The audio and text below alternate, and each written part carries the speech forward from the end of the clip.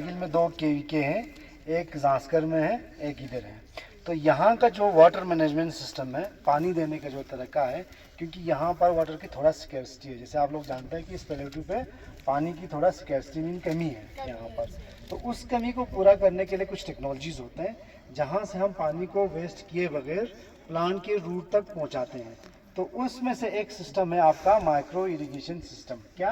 Micro irrigation system. हाँ, micro irrigation system में ये चीज़ें आता है। उसमें ड्रिप इरिगेशन और स्प्रिंकलर इरिगेशन, स्प्रिंकल या स्प्रिंकलर इरिगेशन आप बोल सकते हैं।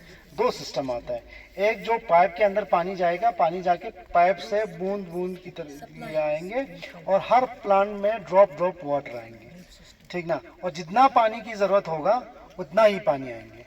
तो उस सिस्टम को हम जब फील्ड में इस तरह अगर जब हम पानी देते हैं थ्रू ड्रॉप सिस्टम, उस चीज़ को या ट्रिकल इरिगेशन भी हम बोलते हैं, ड्रिप इरिगेशन भी बोलते हैं, या ड्रॉप, उसको हम प्रिसीजन एग्रीकल्चर भी बोल सकते हैं। प्रिसाइज मीन्स जितना पानी चाहिए उतना। मान लो 8 लीटर एक प्लांट के लिए अगर ज़रूरत होगा तो आप 8 लीटर ही दे सकते हैं, वैसे डिज़ाइन किया हुआ है। तो इसमें जैसे कि आपको ये अगर सिस्टम देखेंगे तो इसमें एक टैंक है। इस टैंक में जो पानी है नीचे बोरवेल से आता है, बोरवेल से पानी इसमें जमा हो जाता है और इस बोर से एक पंप के थ्रू यहाँ पानी आ जाता है। अब पानी हम जब ड्रिप इरिगेशन के थ्रू अगर हम फील्ड में दे देंगे तो डायरेक्ट नहीं दे सकते हैं, क्योंकि ड्रिप का जो लास्ट में जो ड्रिपर आता है, लास्ट में क्या आता है? ड्रिपर, जिसको इमीटर भी बोलते हैं। इमीटर का डिज़ाइन इस तरह किया होता है कि उसमें क्लॉगिंग नहीं होना चाहिए। तो जो हम पानी पीते हैं ना, उससे भी साफ़ होकर ये पानी उधर ड्रिपर तक पहुँचता है। तो उसके लिए कुछ सिस्टम है, इसको हाइड्रोसाइक्लोन बोलते हैं। ये सेंट्रीफ्यूगल फोर्स, जैसे कि सेंट्रीफ्यूगल आप लोग जब किसी जगह ह्युगदो से जाते हैं, हाँ ह्युगदो से होता, हाँ, तो जब ह्युगदो होता या बाकी चीज़ जब कोई चीज़ घुमा या कांगड़ी लेके ऐसे घुमाते हैं, तो उस वक्त क्या बाहर जितने भी जो आप अगर घुमाओगे तो फोर्स कहाँ की तरफ जाता है? पीछे की तरफ। वैसे ही इधर से जब पानी आएंगे ना तो यहाँ पानी घूमेंगे इस तरह। जब घूम जाएंगे तो जितने भी सैंड होगा, जो हेवी पार्टिकल्स होगा, वो बाहर जाएगा। बाहर जाने के बाद ये इधर नीचे जमा हो जाएगा और वहाँ से सैंड का फ्लैश आउट हो जाता है। सैंड जो आते हैं, पत्थर हो, जो हेवी चीज़ हो, वो फ्लैशिंग इधर से हो जाता है। इसको हाइड्रोसाइक्लोन बोलते हैं। क्या? हाइड्रोसाइक्लोन। इसको सैंड सेपरेटर भी बोलते हैं। क्या बोलते हैं? हाँ। तो माइक्रो इरिगेशन का सबसे पहला कंपोनेंट मोटर के बाद, जहाँ पर पंप के बाद ये आते हैं, ठीक है ना। इसके बाद और एक सिस्टम है, ये वाला सिस्टम, इसको सैंड फिल्टर बोलते हैं। अब ये तो सैंड सेपरेट करने के लिए हो गया। इसमें जो फिल्ट्रेशन सिस्टम है, इस पोर्शन में, इसमें पूरा सैंड, सिलिका सैंड भरा हुआ है।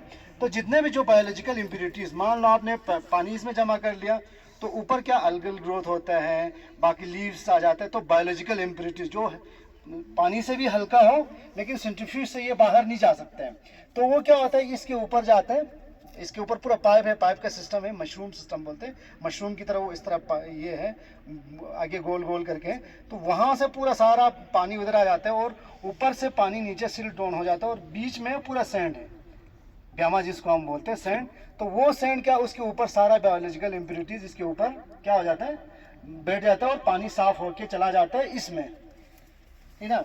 और इसको जो ये वाला फिल्टर है उसको स्क्रीन फिल्टर बोलते हैं।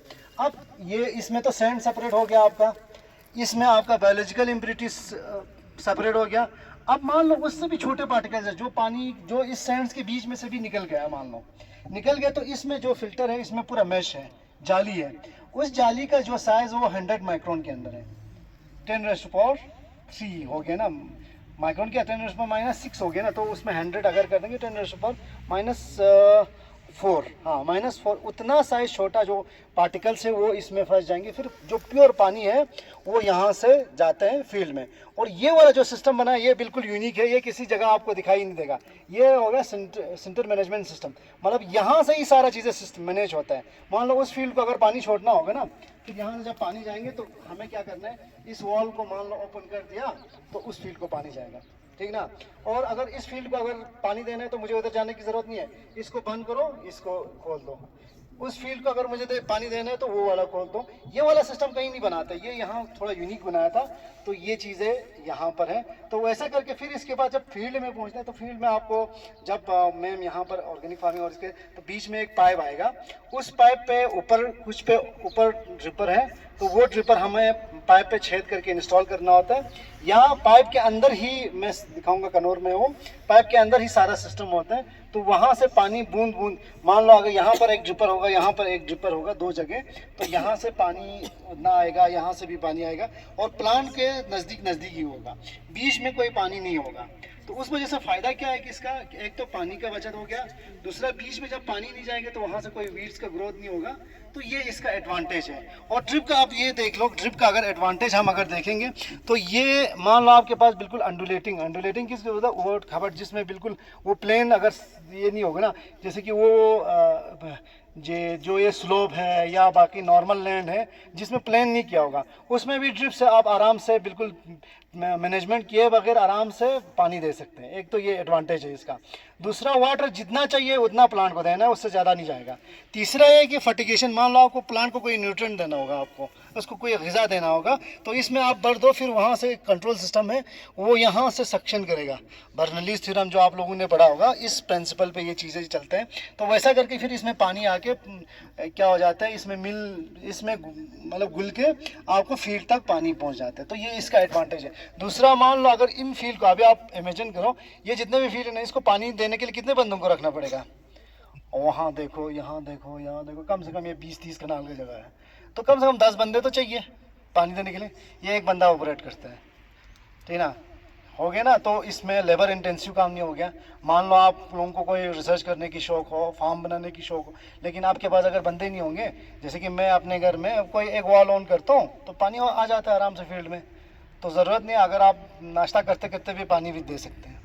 तो ये इसका एडवांटेज है टेक्नोलॉजी का। और दूसरा ये है कि एक प्रॉपर पानी मिल जाता है और पानी वाटरलॉक नहीं हो जाता है, क्योंकि जब आप नॉर्मल पानी देंगे तो बिल्कुल एक नाली में ला के वो पानी भर देते हैं ना, तो उससे क्या हो जाता है, वाटर लॉगिंग हो जाता है। प्लांट का एक ये होता है, मान लो आपने प्लांट को पानी दे दिया ना, तो उसमें सॉइल में से सारा हवा निकल जाता है, क्योंकि वो पानी उसका डेंसिटी ज़्यादा है तो वो जगह ले लेगा इसका।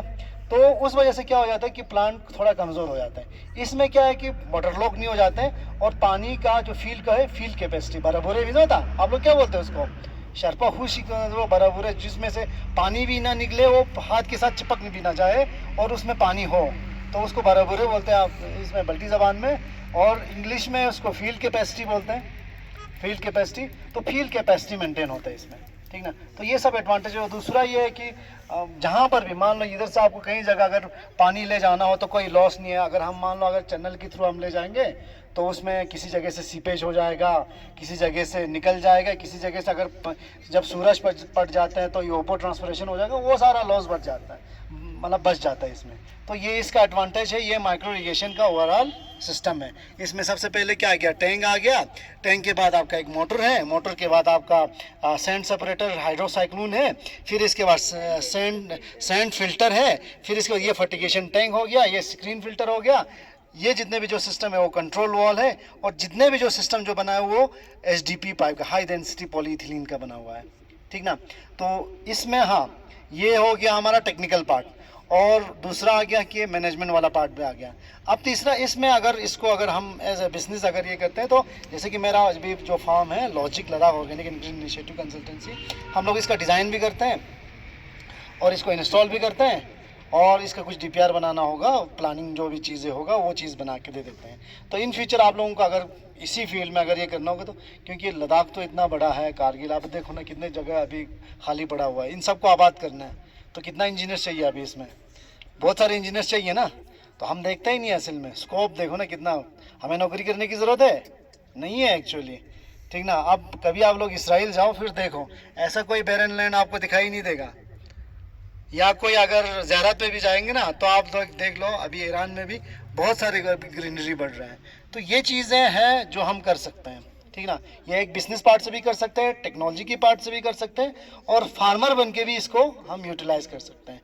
तो ये ओवरऑल एक ड्रिप इरिगेशन के बारे में ये है। कुछ अगर क्वेश्चन है तो आप पूछ सकते हैं। यहाँ पर ही बना के दे देते हैं। ये शायद 2018 की 19 में इंस्टॉल हुआ है, अभी तक आप देख लो अच्छा खासा चल रहा है। तो ये देखो वन टाइम इन्वेस्टमेंट है, फिर 20 साल 30 साल 50 साल चला सकते, कोई इशू नहीं है। तो यहाँ देख लो, वन टाइम इन्वेस्टमेंट, फिर इसके बाद उस लेबर की जरूरत ही नहीं पड़ रहा है। तो हाँ हाँ जी, ये